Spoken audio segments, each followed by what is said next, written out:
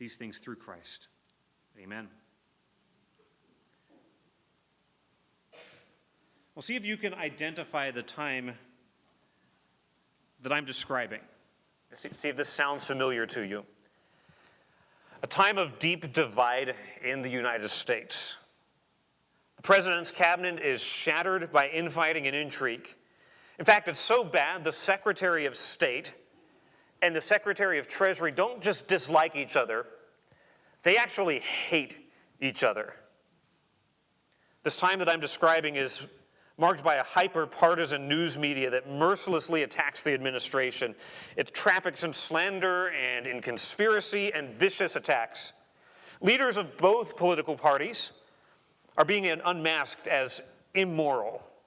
And both sides of the fracas accuse the other of being completely and totally un-American. In fact, many come to the conclusion that the republic will not survive. What year did I just describe? You might think that that's 2022 or 1861. No, I'm talking about the year 1796. Back in the glory days of George Washington, when everybody just loved each other and got along so well.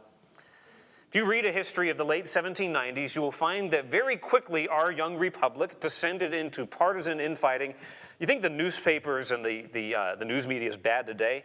It was really, really bad back then. The young country's just decades old, and the young United States is stewing in a seething cauldron of political infighting. Now, looking to the scene with profound concern, George Washington, the father of the nation, he realizes he's not going to run for a third term. He's going to pass from the scenes of power. He's going to hand power back to the people, go back to his farm like Cincinnatus. And he's going to give one final gift to his beloved nation. And that final gift will be his farewell address. If you've never read Washington's farewell address, I would commend it to you. It is an incredible document. Actually, George Washington did not write it. It was mostly written by Alexander Hamilton and James Madison. But what does George Washington say in his final words to the nation? Essentially, he calls the nation to unity. He calls the nation to focus not just on individual interests, but on the good of the nation. He warns the nation against sort of being caught up in the desires of each individual section and to come together as a nation. It is a beautiful call to national unity. We take George Washington's farewell address, and we take those words seriously. For one thing, we hold George Washington in high regard, or most people do.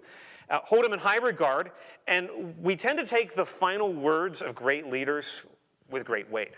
I said, okay, the final things that George Washington would say to the country, it's got to be important. We better read it. We better heed it. In fact, there's a tradition that lasts to this day that every year on George Washington's birthday, a senator will stand up in the well of the Senate and will be assigned the task of reading it, because the truths it conveys are so timeless and necessary even for today. And I think we would agree if you just think about the context when it was given and where we are today as a nation.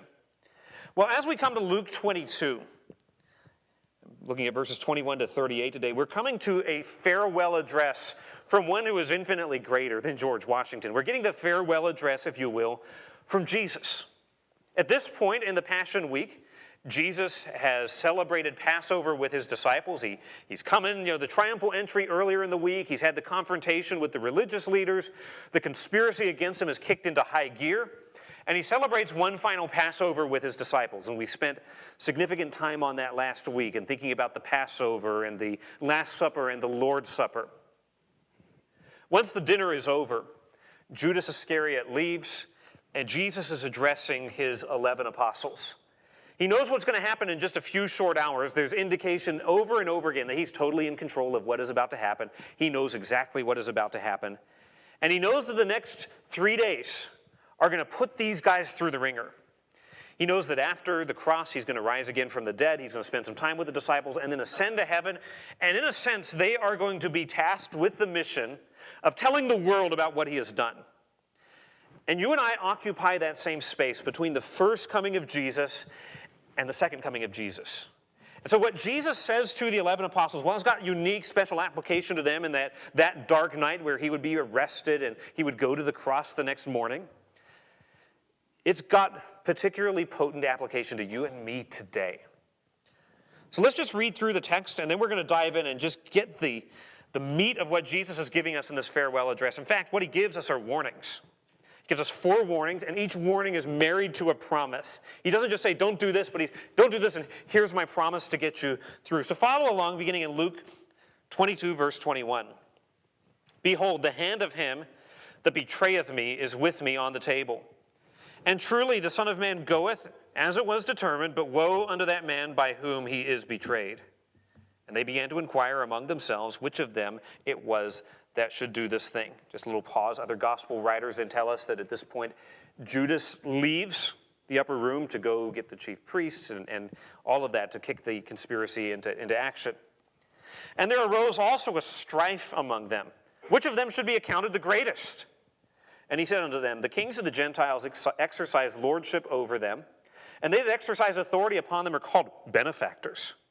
But ye shall not be so. But he that is greatest among you, let him be as the younger. And he that is chief, as he that doth serve. For whether is greater, which is greater, he that sitteth at meat, or he that serveth? Is not he that sitteth at meat? But I am among you as he that serveth. Ye are they which have continued with me in my temptations. And I appoint unto you a kingdom, as my Father hath appointed unto me, that ye may eat and drink at my table in the kingdom, and sit on thrones judging the 12 tribes of Israel. And the Lord said, Simon, Simon, behold, Satan hath desired to have you, and this is an all y'all, all 11 apostles, that he may sift you as wheat. But I have prayed for thee, specifically for you, Peter, that thy faith fail not. And when thou art converted, when you've turned back, strengthen thy brethren. And he said to him, Lord, I'm ready to go with thee both into prison and to death. And he said, I tell thee, Peter, the cock shall not crow this day before that thou shalt thrice deny that thou knowest me. He said unto them, when I sent you without purse and scrip and shoes, lacked ye anything? And they said, nothing. And he said unto them, but now he that hath a purse, let him take it, and likewise a scrip. And he that hath no sword, let him sell his garment and buy one. For I say unto you, that this that is written must yet be accomplished in me. And he was reckoned among the transgressors. Quote from Isaiah 53. For the things concerning me have an end. And they said, Lord, behold, here are 2 swords. And he said unto them, it is enough. So coming to this farewell address, the next scene we'll have Jesus going to the Garden of Gethsemane. We get an expanded version of this in John 13 to 17, where there's a lot more that Jesus said as he walked to the Garden of Gethsemane. But in this farewell address, he gives us 4 warnings. 4 warnings. Listen, if Jesus gives us a warning, we better heed them. These are not just like the warnings that are on the hair dryer that are like, don't use this in the bathtub, like, well, who would do that? These are warnings that are really relevant that we desperately need to heed. The dangers that he warns us against are timeless and urgent and incredibly relevant. So what's the first warning he gives us? The first warning, he begins talking about Judas. Here's the first warning for us. Don't be betrayed by betrayal. So he says in verses 21 to 23, there's the hand of the betrayer. We know who that is from earlier in Luke 22. It's Judas Iscariot. He's going to sell Jesus out. And Jesus announces the hand of the betrayer is with me on the table. To say he's enjoying the closest kind of table fellowship possible. This heightens the betrayal.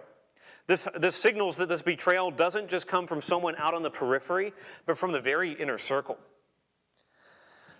There's tremendous pain that is conveyed in verse 21. The hand of him that betrayeth is with me on the table. Psalm 41 talks about the one who went with me to the temple and to celebrate the holy day together. That's the one who's betrayed. You ever been betrayed before? The closer the individual is to you, the deeper and more painful the betrayal. And here Jesus is betrayed by someone that he poured his life into. He's betrayed by someone who he's just celebrated the Passover with. Luke puts this after the meal, suggesting that Judas Iscariot took communion. And by the way, it did not save his soul. He came falsely to the table. This betrayal does not come from the periphery. No, it comes from the very center. Nothing in life is as painful as betrayal. I know there's, sitting in this room, a range of experiences and hurts that you have gone through. Been betrayed by an unfaithful spouse. Or you've been betrayed by a church. Someone's betrayed a confidence, or you've had a coworker who would say one thing to your face and another thing behind your back. And you're like, nobody really understands what it's like to have this knife in my soul. And I'm here to say to you, there is one who knows far better than you what it is to be betrayed. There's one who sits on the right hand of the Father, who has been touched with all the kinds of feelings of infirmities that we have been touched with, who says, come boldly to me. Yes, the betrayal is painful, but for the Christian, that kind of betrayal should throw you into the arms of Jesus Christ. When you go through stuff like that, what are you looking for? You're looking for someone, like, is there anyone who gets what I'm going through right now? Listen, Jesus gets what you're going through. There's tremendous pain in that. But verse 22 reminds us that it's purposeful. He says, truly the Son of Man goeth as it was determined. Like this has been determined and ordained by God. It is part of his eternal plan to redeem mankind, that he would be betrayed by Judas. We spent some time on that thought a few weeks ago, if you want to go back and review that from the first 13 verses of Luke 22. This is not a mistake. Jesus is not just sort of being carried along by the waves, sort of sweeping him along on the tide of history. No, it's been determined by God, and he's fully in control. Now the question comes up, the age-old debate about divine sovereignty and human freedom. Well, what Judas did was ordained by God. Well, then Judas couldn't help it, and Judas is, how can God judge him? Well, notice the second part of the verse. But woe unto that man by whom he is betrayed. God ordains it, yes, but Judas is an active agent in the betrayal. Judas is moved by his own greedy and fickle heart to hand the Son of God over to his killers. Every betrayal, even the ones that you and I go through, do fit into God's plan. No, God does not condone them. God does not actively cause people to sin. But God does have a purpose. We read Romans 8, and we know that all things work together for good to them who love God, to them who are the called according to his purpose. Even betrayal, even sin. So we get the testimony of Joseph. You meant it for evil, but God what? God meant it for good. Now maybe you're here today and you're a little bit skeptical of Christianity. You're like, well, I'm just kind of come to church because I know it's a good thing to do. But in my heart of hearts, I've got real questions. I've got real questions because I've seen enough of the inner workings of the church to know the church is just chock full of hypocrites, or people who claim to believe in God do some really horrible things in the name of God. So I've seen Christians who claim to be Christians one day, and the next day they reject the faith, and it makes me call into question the entire thing. A guy like Judas who walks with Jesus and then is like, boom, I'm out. Now, how can I believe that this is true when there's so many people deconstructing and rejecting the faith, people who are hypocritical, who say one thing one day and then the next day walk out the door of the church? Well, I would just push back a little bit on your claim. To say, I'm going to reject Christianity because of the hypocrisy. My question is this, what is your standard? See, to come along and say, I'm going to reject Christianity because of hypocrisy, is assuming that there is some standard of like, Christians should be this way. Right? So in other words, when we reject Christianity because people are hypocritical, we're actually assuming the standard that is taught in the Bible. So yes, I'll be the first to say there are plenty of people who claim to be Christians who are total hypocrites. Plenty of people who profess to know Jesus, but in their works they deny him. But that does not make Jesus false. Let God be true and every man a liar. Now verse 23, look back to the text with me. And they, all the disciples, began to inquire among themselves which of them it was that should do this thing. Listen, none of the disciples were like, oh yeah, it's Judas. We sort of had our eye on him all along. We knew he was up to shady business, slipping out, talking to the chief priests. Nobody had a clue. Like, this was a surprise to all of them. This had the potential to pull the rug of faith out from under the feet of all the other apostles. It's interesting that when it came up, they didn't suspect Judas. They all suspected themselves. Which I think is actually healthy for us to say, okay, rather than me pointing fingers at other people to say, okay, where's my heart? If I stand, take heed lest I fall.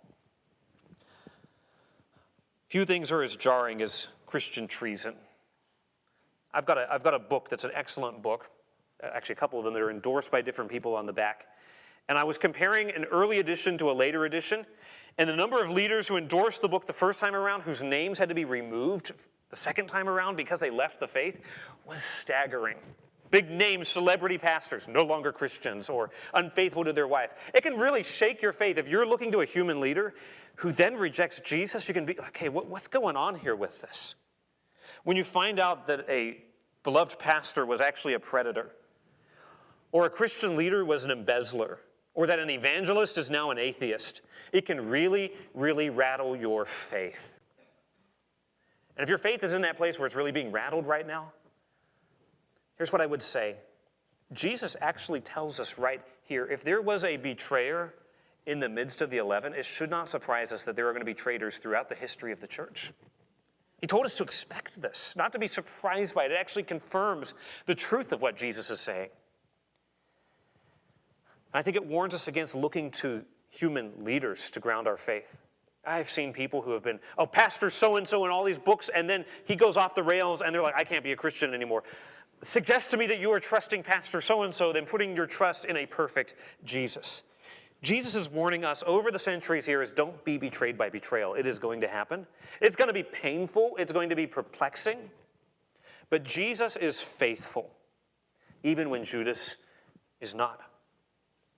When it happens, it will sadden you, but it should not shock you. It should grieve you, but not ruin you. But let's move on to a second warning. First warning, don't be betrayed by betrayal. Second warning here is don't grasp after greatness. Luke gives us an account here that is only included in his gospel. We don't get this in Matthew or in Mark or John. By the way, we get this discussion a couple of times in other places, which tells us the disciples were always talking about who's going to be the greatest. But here they are right after Jesus has served the Last Supper. I would place this probably around the time where he has washed the disciples' feet.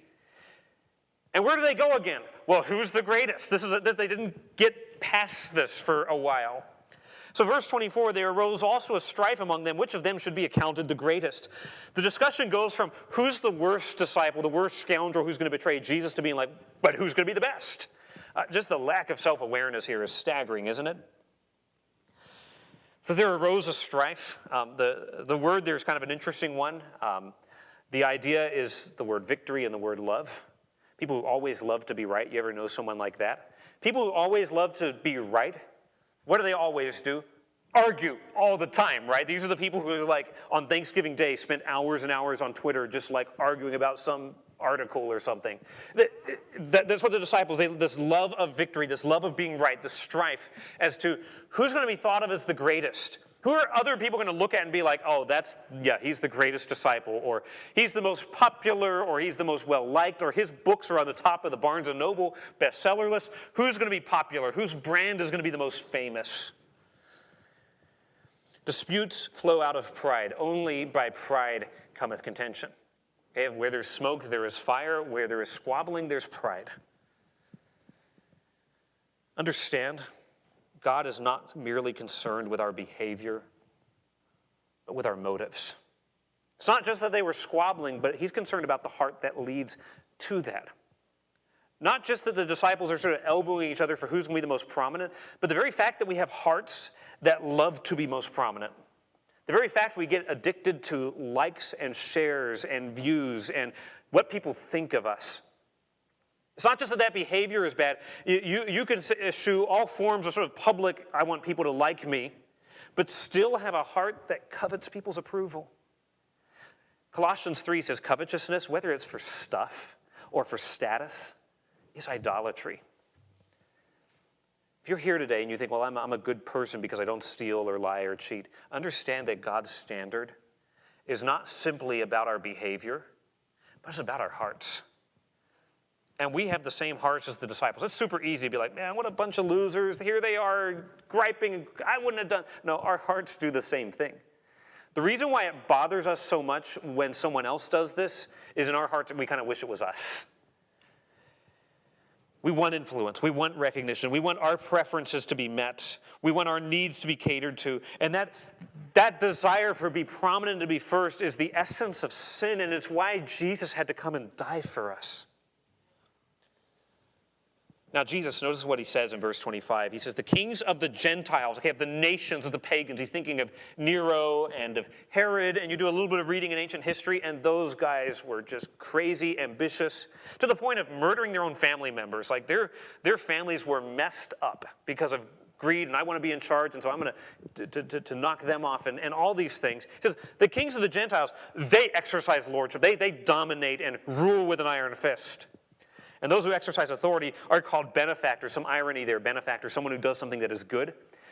The rulers in the ancient world were not constitutional monarchs like the King of Great Britain or presidents who are limited by checks and balances. They ruled with absolute authority, and they could kill anyone that they wanted to.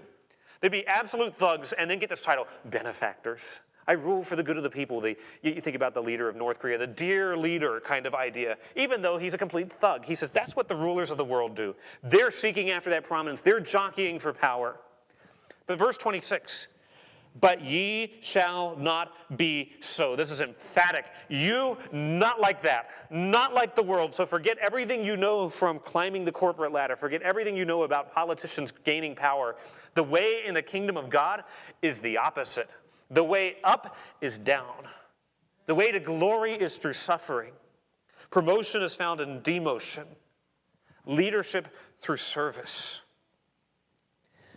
He that is greatest among you, let him be as the youngest. So the youngest person in the ancient world would be regarded as not, we have this thing with this cult of youth where, oh, young. In the ancient world, it was the older people who had status and influence. The youngest, nobody cared what you thought.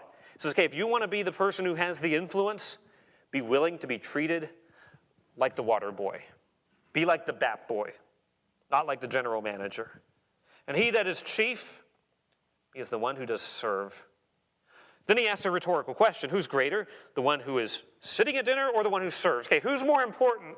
The rich businessman who goes to Dolphins, who's cutting a big deal over a big steak, or the person who is working for just above minimum wage serving them?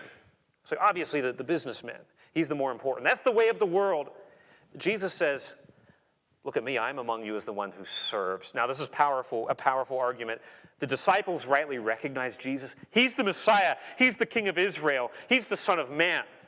You're the Christ, the Son of the living God. And he says, here I am as the Lord and as the Master, and here I am kneeling down washing your feet. They all acknowledge implicitly Jesus is the greatest, and then here he is serving. He's arguing not from sort of some form of logic or some outside authority. He's just arguing from his own example. They look at my example. I serve. I humble myself. I become obedient, going even to the death of the cross.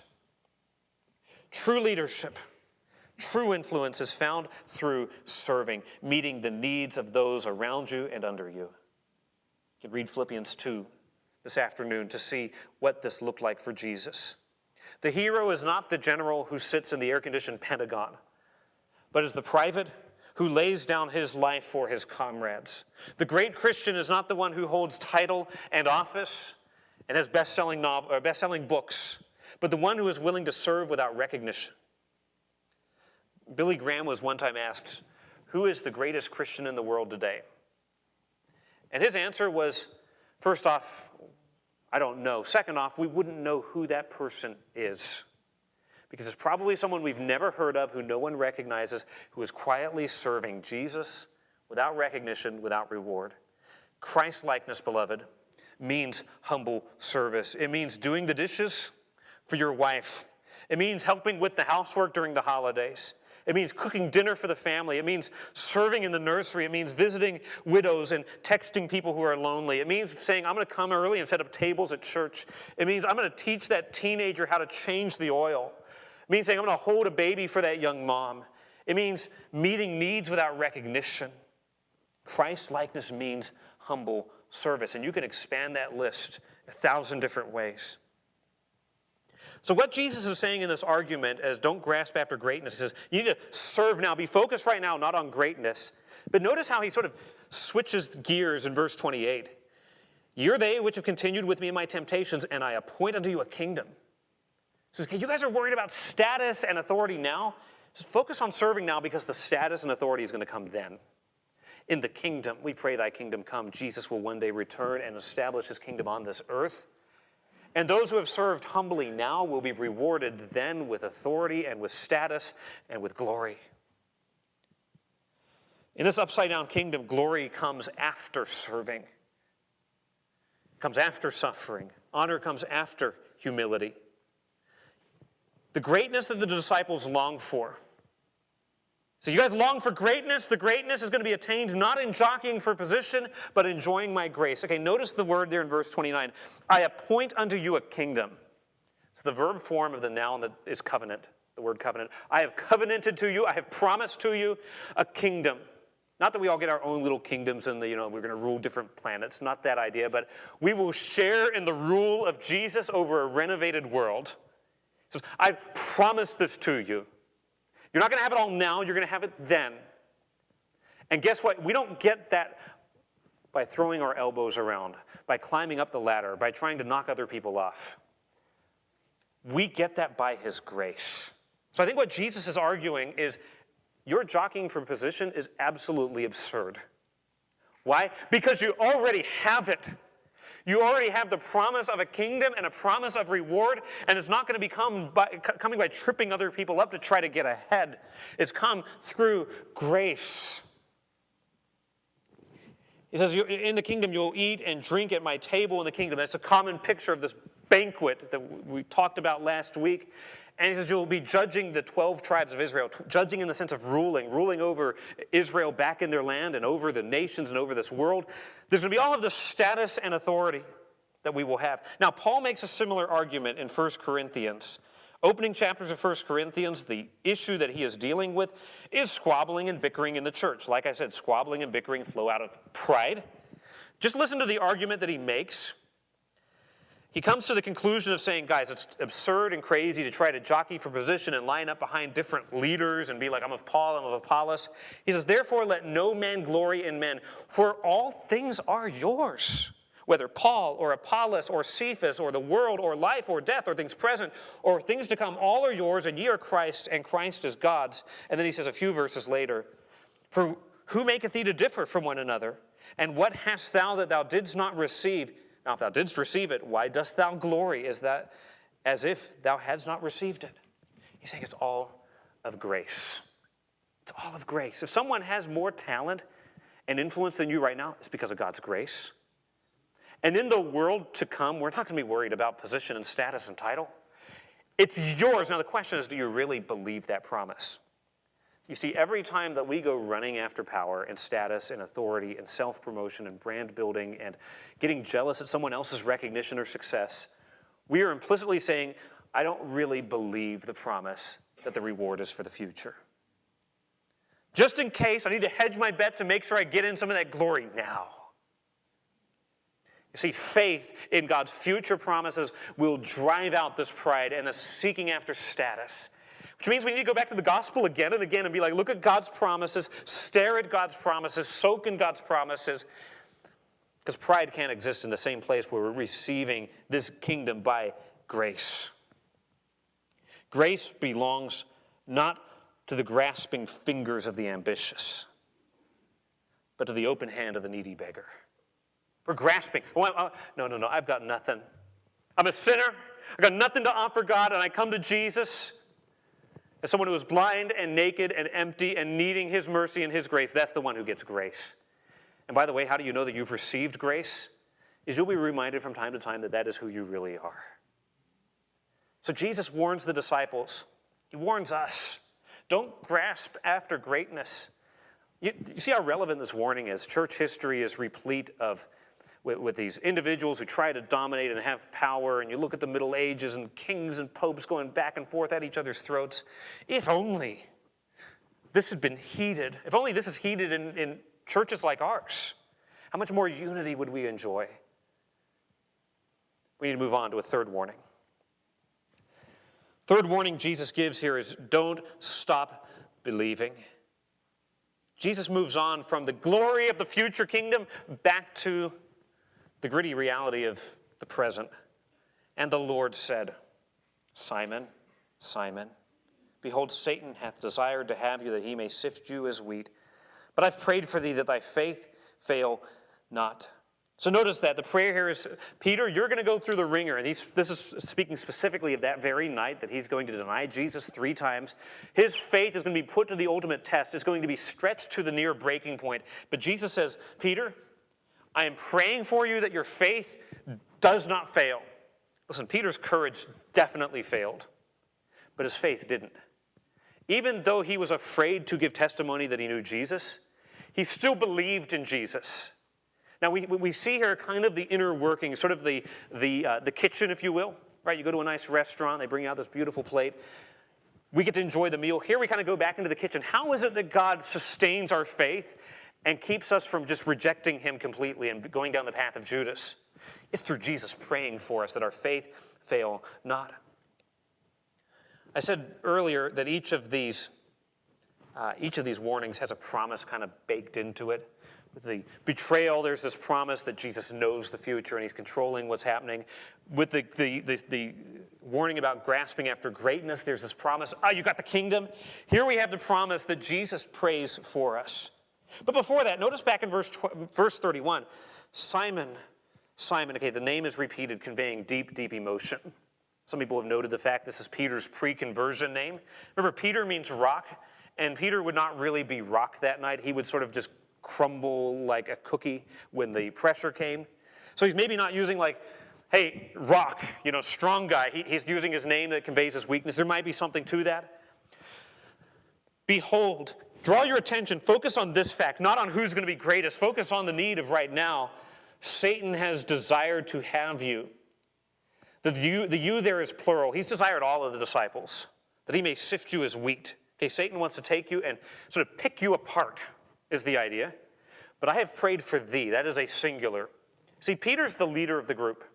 Okay, they're all apostles. They have equal authority, but Peter's kind of a first among equals. He's sort of the quarterback of the team, the player coach. And if he goes down, the rest of them might as well. So Jesus is saying, sort of as the leader, I'm praying for you in a unique and special way. I believe he prayed for the others as well. But he's singling Peter out. Satan has desired. Satan wants you. Well, the word's even stronger than that. It's the idea that Satan has demanded permission. That's kind of freaky that Satan's like, I demand permission to go after Sam Sinclair. But that's also really awesomely comforting. Satan is a roaring lion, but he's a roaring lion who is in a cage. He's a roaring lion who's got a leash, and holding the leash and giving the amount of leash that he has is God Almighty. You can read Job chapter 1 and Job chapter 2. Satan wanted to go after Job. And what did he have to do? He had to go before God's throne and say, have you considered Job? And there's no one like him, and all these things. And God has to give the green light to Satan before he goes after Job. Satan cannot touch us without our Father's permission. And if our Father allows him to have permission, that means our Father has a good purpose. Sifting wheat, pretty rough for the wheat. The wheat gets beaten and thrown in the air. But you know what the result of sifting is? All of the chaff and all of the stem gets blown away and you get pure wheat. In the very exact same trial that you are going through, Satan might have a plan of, I'm going to try to wreck your faith. And in the exact same trial, God Almighty has a good and gracious purpose to say, I'm going to strengthen your faith. Think about, don't stop believing. Take comfort in the fact that Jesus guards us. Satan might attack, but he cannot overwhelm. He cannot take your salvation. He cannot destroy your soul or take away what is promised to you so long as you have a mighty Savior protecting you. How does Jesus sustain our faith? Well, he prays for us. But I have prayed for thee that thy faith fail not. We sang before the throne of God above, I have a strong and perfect plea. You realize that is going on right now. Jesus is actively and eternally praying for every one of his children that your faith fail not. Praying to keep your soul saved. We believe in eternal security. But eternal security is not a magic wand that God sort of sprinkles some pixie dust on you like, there you go, you're good to go. You know how God keeps us saved? The work of the Spirit in our hearts and the work of his Son actively praying for us. By the way, Jesus' prayers get answered. Jesus' prayers get answered. When he prays that our faith fail not, he's going to see to it that our faith fail not. Now, let's just think for a second what that means, because you're like, I know the rest of the story. Like, Peter really messed up. A little girl comes and is like, hey, do you know Jesus? And he no, denies him 3 times in a row. That doesn't look like faith surviving to me. That does not look like faith thriving to me. This word fail means this, to be no longer in existence. All right, so think of it like a fire. The flames might be doused a little bit. They may flicker down a little bit, but the coals of Peter's faith were still hot. The fire could be revived with some blowing upon it. The flame of his courage, to change the metaphor a little bit, flickered, but the coals of faith were never extinguished. He would be knocked down, but he would not be knocked out. And we see there's this amazing point Look in verse 61. When Peter finally denies Jesus 3 times, the Lord turned and looked upon Peter. And Peter remembered the word of the Lord that he had said to him, before the cock crow, thou shalt deny me thrice. And notice, and Peter went out and wept bitterly. Before the night was over, Peter's journey to restoration began. At certain points of the night, Peter and Judas might have looked identical. Both are not with Jesus. Both are sort of denying association with Jesus. But the trajectory was very different. Judas continued downward. Peter made a U-turn and went back. The test of saving faith is not, do you never sin? No, the test of saving faith is, does it trust in Jesus? And does it keep trusting in Jesus? Jesus did not pray for Peter to be spared from hardship. Jesus did not pray for Peter to be spared from Satan's attack, nor does he pray so for us. He prays that our faith would not fail. When we sin, what does he do? He intercedes, 1 John 2:1. We have an advocate with the Father, Jesus Christ, the righteous one, and he is the propitiation for our sins, and not for ours only, but also for the sins of the whole world. He pleads for us before the Father, not on the basis of our intentions. Praise God for that. He doesn't go to God and be like, hey, Sam really is meaning well here. He just kind of messed up again. Sorry about that. No, he goes and says, yeah, Sam really messed up. He sinned. That sin is real. But I'm the propitiation who satisfied your wrath against that sin, and on that basis pleads for us. Hebrews 7:25 says he ever lives to make intercession for us. Romans 8:34 reminds us of the same reality, that he's our defense attorney. He's also the judge. He's also the prosecutor. He's the one who holds all the cards in defending us. And listen, if he died for us, he's not going to say, well, I died for that saint knowing that he would sin in all these ways, but I might chunk him out. Oh, no. He keeps us secure based on his finished work on the cross. Now, continuing on here, because I love this. I know we're slowing down a little bit, but there's so much here. The end of verse 32, and when thou art converted, strengthen thy brethren. We think converted, oh, Peter wasn't saved. Okay, the idea here is just when you're turned around. I think Peter was a saved individual at this point. You can't have faith fail that you did not actually have. Peter's saved, but when you get back on track, strengthen your brethren. This is put in a different way in John's gospel. After the resurrection, Jesus meets Peter on the sea, on the shore of the Sea of Galilee. He says, Peter, lovest thou me more than these? Feed my sheep. And he says it to him 3 times. 3 times he denied him. 3 times he reaffirms his love. He's saying, you're going to be restored. And when you're restored, strengthen your brothers. When you're restored, feed my sheep. And you read the book of Acts, and you see Peter standing as a pillar in the early church. You see Peter preaching with fire on Pentecost. You see Peter being the one who is putting the spine into the early church as they undergo suffering. After failure, there can often be fruitfulness. We have a God of mercy and grace who restores us. You see, the mark of true faith is not that it is perfect, but that it is persistent.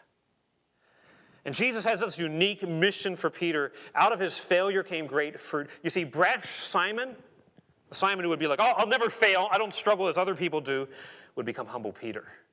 This same man, years later, would write a letter to Christians scattered all over Cappadocia and Bithynia who are undergoing persecution.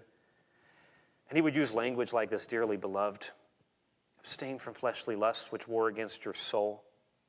You can hardly imagine the words dearly beloved being in the mouth of Simon in the Gospels. There's something about falling flat on your face that makes you much more understanding and gentle towards other people who fall flat on their face. Whenever I would fly, and before we had a baby and there would be a screaming baby on the airplane, I'd be like, those parents need to get their kid under control. Until it was me with the screaming baby on the airplane, and you're like, oh, this is way harder than I thought. In the same way, Peter would develop this tremendous compassion. We see in 1 Peter, it's really ironic that in 1 Peter 3:15, he would talk about don't fear their fear, but be ready always to give an answer. That's precisely the area where he failed, where later on he can speak with authority because he knows what it is to fall flat on your face. Now, none of this is to say, yeah, just revel in your failure, God will use you. But this is to say that, yeah, failure is failure and it's sin and we should avoid it, but God can still use it. It's not game over just because you're down at halftime. God can use even your worst failures for his glory. For Peter, there would be usefulness after this. There would be opportunity after defeat. There would be sunrise after midnight. There would be Easter after Good Friday. So he says, strengthen your brothers. Strengthen the other believers. Listen, we all have a story, all of us. All of us have been through things that maybe we don't tell other people about because it kind of makes us look bad. Don't be afraid to tell that story to be a blessing to other people. Don't be afraid to open up about how God gave you restoring grace after adultery or divorce, or you've seen his power to conquer addiction, or you have trusted his promises through depression and clung to his hope through grief. Don't keep those stories to yourself. Use them to strengthen your brothers. Now, verse 34. I tell you, the cock shall not crow this day before thou shalt deny that thou knowest me 3 times. Right before that, Peter's like, I'd never do that. Jesus is warning him against spiritual pride. The storm clouds of spiritual failure billow upward in the unstable atmosphere of pride. When we think, that would never happen to me, when we think, I'm different than other people, or my case is exceptional, or I'm beyond the reach of temptation, I don't need the guardrails that other people need, those are the moments we're most vulnerable. The enemy of our souls does not need to convince us that sin is good. We could know that sin is evil. He does not need to convince us that sin is good. He just needs to convince us that we are good. You're good enough. You don't need to take guard. So Jesus warns us. Here's my point. The warning Jesus gives to us in between the first coming and the second coming, between that evening where he would be betrayed and his resurrection. Don't stop believing. Keep trusting. Take advantage of those means that God has given to us to strengthen our faith, like gathering with believers and praying and partaking of the Lord's Supper and confessing sin and inviting other people to speak into your life. Don't stop believing. But finally, don't expect it to be easy. Verses 35 to 38 are unique to Luke's gospel. And he alludes to the early mission trips that the disciples took, where Jesus sent them out without supplies and was like, go and enjoy people's hospitality. And so he asks them, when I sent you out with nothing, did you lack anything? And they're like, nope, we didn't lack anything. In other words, at that point in Jesus' ministry, they could depend on people's hospitality to meet their needs. Generally, people were like, hey, Jesus is cool. We like Jesus. But notice verse 36, but now. Okay, that was then. You could expect people to appreciate you and support you and have you over for dinner. But now, he's like, everything is different now. The one who has a purse, the one who has the bag to carry your supplies in, the one who has no sword, says, get those supplies. On one level, he's saying, okay, that was a short-term missions trip, like you have the training wheels on. But now I'm sending you out on the real deal. Take the training wheels off. I taught you to trust my provision, but now you need to think sort of long-term. On one level, he's doing that. But I think on another level, what he is saying is everything is about to change. At one point, you could enjoy people's hospitality. Now you can expect their hostility. You can no longer depend on the goodwill of the people of Israel to meet your needs. But now, and the reason I say that is verse 37. Explanation. Here's the ground for that. Here's why things are different. That which is written must be accomplished in me, and he was reckoned among the transgressors. This is a quote from Isaiah 53. Jesus is saying all those predictions from Isaiah 53 that I'm going to be the lamb who's going to be offered, and they're going to treat me like a criminal. All of that is about to happen. If they treat the master like he is a criminal, they'll also treat his followers like a criminal. Jesus is saying, my death is signaling a massive shift. No longer will there be the big crowds adulating Jesus as, oh, he heals everyone. Now the crowds will be crying, crucify him. No longer will the disciples sort of be hailed as, oh, they're an in to get to Jesus. They'll now be sort of despised as companions of the crucified Nazarene. So when Jesus is talking about the sword and the money bag and the scrip, he's not talking so much as a literally go out and buy yourself a bigger wallet and go get yourself an AR-15. This is more in the terms of what they symbolize. You're going to face hostility. And so verse 38, they totally missed the point. They say, here's 2 swords. And Jesus says, it is enough. He's not saying 2 swords are enough to go and accomplish my mission in the world. Like, there's been some crazy stuff done with political theory of like the 2 swords of the government and the church. Like, he's not thinking about that at all. What Jesus is sort of saying is, enough of such talk. You guys don't get it. We see later on in the garden, that one of the disciples whips one of those two swords out and hacks the ear off the high priest, and Jesus, I don't think he rolled his eyes because he's sinless, but you can almost be like no, that's not what I meant, guys. The point here is not arm up so you can advance the gospel through the power of the sword. The point here is just as a sword, you carry a sword because times are dangerous. Times for those who believe in Jesus are about to be dangerous. The point here is don't expect it to be easy. How many Christians have shipwrecked their faith because they expected it to be easy? I'm going to put my faith in Jesus. My life's going to be so much better. I'll be happier, richer. My marriage will be stronger. And then that doesn't pan out. I'm done with this. Jesus is telling us, don't expect it to be easy. Yes, there are tremendous joys in the Christian life. There are great victories and enormous rewards and God's blessing. But don't expect it to be easy. The training wheels are coming off. Training wheels are coming off. Now, maybe you're experiencing that in your own life.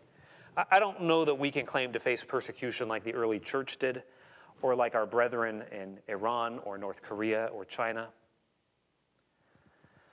But you might be getting a lot of grief from a spouse for wanting to be in church this morning. Come on, why don't we go stay at home and go to Cracker Barrel today? You're maybe regarded as a suck-up to the boss at work for being the only one who wants to take integrity seriously. Everyone else, oh, come on, we all sort of cut the corners on this, but you're the one who says, no, for the sake of Jesus, we're going to do this right, and everyone sort of regards you as, oh, there's that guy again. Or perhaps you're pictured as a Puritan for not going to everyone else's parties, where you're like, I'm not going to be part of the drinking, the carousing, all the things that go on. As a Christian, I can't be there, and they think it's strange that you run not with them to the same excess of riot. Or maybe commitment to truth has gotten you labeled as a Bible thumper or a homophobe or a misogynist because you say, this is what the Bible says. Jesus says, expect that hardship. Count it all joy when you fall into diverse temptations. Peter would say, think it not strange concerning the fiery trial, which is to try you as though some strange, some foreign thing happened to you. It should be no surprise that we face hostility with the one who was reckoned among the transgressors. Now, why was he reckoned among the transgressors? Because you and I are transgressors. And he went to the cross for us who are lawbreakers. And he suffered in our place. He satisfied God's wrath. He was buried, and 3 days later, he rose again from the dead. That's why all of this is happening, is so you and I could be saved. And underlying all of this, think of these are like four walls on a building. There's this foundation underneath all of these promises and these warnings. It's that Jesus died for our souls. And we belong to him. What a farewell address. What a set of warnings for you and for me. And I don't know which one of these hits home the most. Maybe all of them. Maybe it's the betrayal. Run into the arms of the one who understands that and the one who is always faithful. Maybe it's the grasping after greatness. Look to the King who has promised you a share in his kingdom. Maybe it's Satan's testing, your faith being put to the test. Oh, look to the one who prays for you that your faith fail not. And look to the one who was counted among the transgressors for you. Father, may we respond to your word as we ought. As we await for your Son's return, may you cause us to be faithful, to cling to you, to cling to your promises, to enjoy the presence of Jesus.